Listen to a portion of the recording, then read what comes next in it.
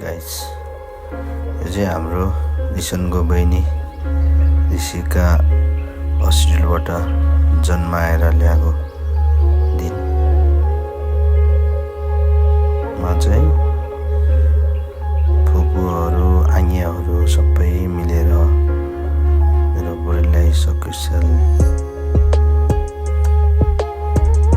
ल्याएको छ।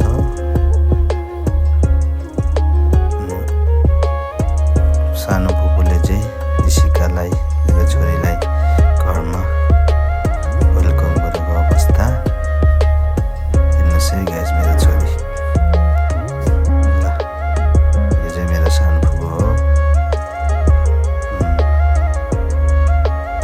घरमा लक्ष्मी भित्राएको अवस्था रे जय यसरी भित्रायो सिम्पल तरिकाले। ठुलो फुपूले दिनुभएको जस धेरै खुसी थियो हाम्रो फ्यामिली चाहिँ यो छोरी पाएर। मम्मीलाई खाताले स्वागत गर्नुभयो सानो फुपूले।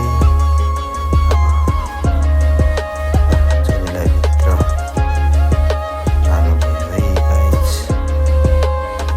बाउ चाहिँ यहाँ एक्सेल दिदी, बाउ चाहिँ यसरी आउँदैछ।